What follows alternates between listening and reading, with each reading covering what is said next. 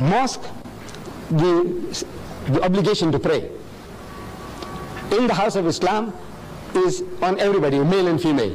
We are all obligated. Fasting, same. Pilgrimage, everything that the man does, the woman does. Everything, same. But there is what is called a segregation of the sexes in the house of Islam. Like among the Africans, it's a shamipa. Respect for womanhood. So the man comes along into the kraal, the men go with the men, and the women go with the women. Now in our culture, it's the same. There is what is called a segregation of the sexes. Men and women are not allowed to freely intermingle. So in the absence of a separate facility in the mosque, where they can come into the mosque without intermingling with men, they pray at home. But now in the mosques in South Africa, provisions are being made. Where you have a separate entrance for the ladies, separate ablution facility for washing, toilets, everything separate. They are in the mosque, yet out of the mosque. In other words, what is forbidden is free intermingling. In the house of Islam, means in our teaching, no Muslim man has a right to be alone with a woman who is not his mother or wife or sister or daughter. Everybody else is to keep them at a respectable distance. If I was going to Johannesburg, alone in the car, I need company. If I see you, my sister, my daughter, you standing by the roadside, trying to thumb a lift, my religion says don't give her a lift. Not because you are an African. Even a woman of my own race, don't give her a lift. But if she is accompanied by a man, maybe her husband, maybe her brother, maybe her father, it's an act of charity. Come inside, I'm empty, where are you going? I'm going as far as Newcastle, it's all right, get in. Free. It's an act of charity. But if the woman is alone, whatever race, my own race, they said, don't give her a lift. Why? Because it is a challenge to man's manliness if he doesn't make some suggestions. This is man, any man, every man, unless he's a hypocrite or something else wrong with him. A man is a man. He has a woman beside him and is traveling alone now. He wants to know, are you married? He says, no. Have you got any boyfriends? He was, are you married? How long? 15 years. Any children? He says, no. He says, Mr. Naidu, working hard enough. Big joke.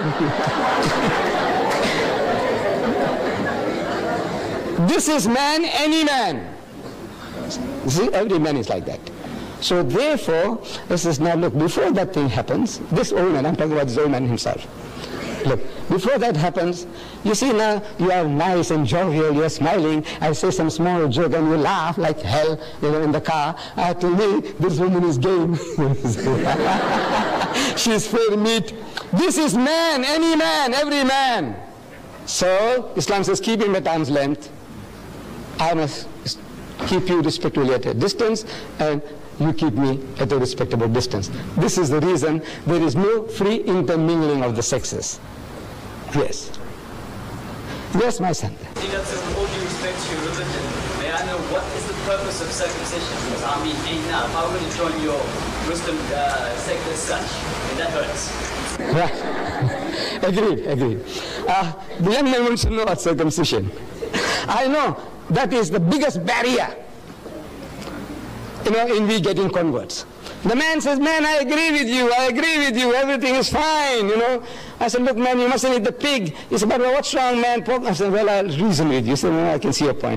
I said, look, you mustn't drink. He said, but uncle, a little nip or a tot, man. I said, look, my son, these are the dangers. He said, well, I can see your point. I said, no, don't be promiscuous. Don't go along and dance with other people's wives and daughters. And I said, but what's wrong, uncle? I said, look, I will reason with you. And he says, uncle, I see your point of view. But now, you agree with everything. And I said, now, circumcision. That's hard.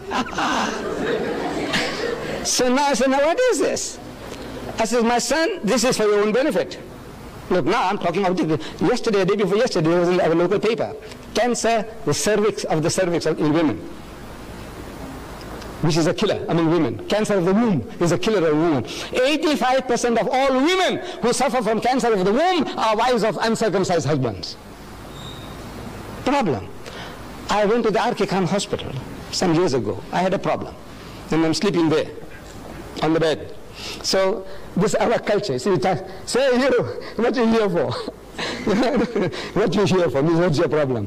What's your name, Mr. Reddy? So he tells me, so uncle, it's, you know, it's like this, like that, and what? He says, problem with the foreskin, circumcision.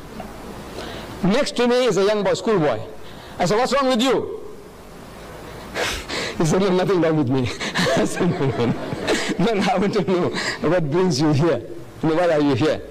So he says, you see, uncle, difficult. So he's telling me, actually he's got constriction, he must be circumcised. He's also ready. Look, no insults upon the ready. The ready is here, so many.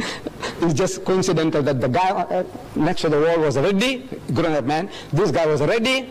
Across the aisle, Hindustani gentleman about 50 years and more. So I go up to him. I said, Bhaiya, what brings you here? Why are you here? So again, he's in turmoil, he's in torture. He's trying to tell me. He's got a problem. He must be circumcised, otherwise the skin has come in the way. I said, you know, I'm telling the nurses. Look, you see, as you see me, I enjoy talking.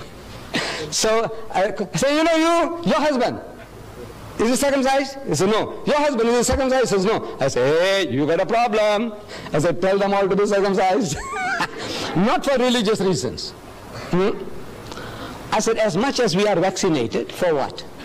Our government tells us, according to the health regulations, that if you're vaccinated, there's less likelihood of you getting smallpox and this and that. Diphtheria, anti-diphtheria, this thing, all that, they do it to you for what? To save you.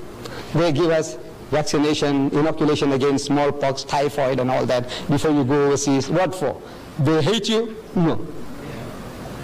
But for your benefit. So now this circumcision, I said, if I came into power in this country, I will pass a law, circumcise every male child in the country, Indian, African, colored, white.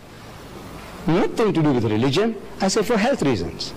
I say 85% of my children, my daughters, who are married to uncircumcised husbands, they are suffering from cancer of the womb, a killer disease among women. I say just to save that, there are so many other philosophical aspects. You come and see me, and I will give you further details which I can't share with you here.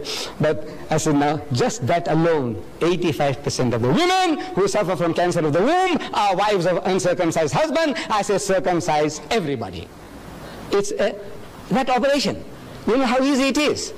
You see, previously under primitive condition, the septic, this thing lasted for a long time and you suffered. Man, I had the young man circumcised on a Sunday morning, and Monday morning on a bicycle he went to work. It is as difficult as that. You know, Sunday he gets operated on, and Monday morning he's riding a bicycle, he's making deliveries. Yes, my children. Anything else? Yes, my son. Satan attack Christian most about Christian, the background of Satan are from a Christian background. But wouldn't you say, looking at the Bible, that the reason why Christians are attacked is because of the conflict between God and Satan and the ultimate prophecy of the ultimate defeat of Satan by God, which is shown in the Bible? I didn't hear the detail of your question, but I think it's again about God and Satan.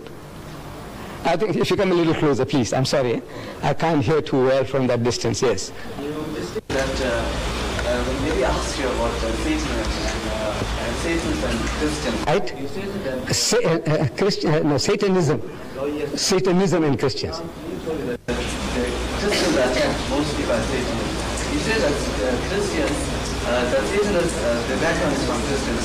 But looking at the Bible, wouldn't you state that the more, the reason you better looking at the Bible is that God and Satan always were in conflict with each other, and there was a prophecy that Satan would be ultimately defeated by God. Wouldn't you say that is the reason why Satan is anti-Christian? I don't know really Satanism, what is the philosophy, why they are out to promote Satanism.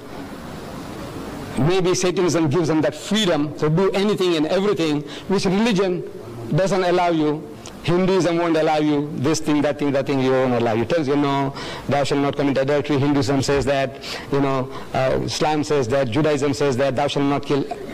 We have certain common denominators. But now, as soon as the person starts straight-jacketing you, as a Hindu, as a Muslim, you want to be free to do what you like. You want to behave like an animal. You want to behave like a pig. People want to behave like pigs. So now the best thing is to disown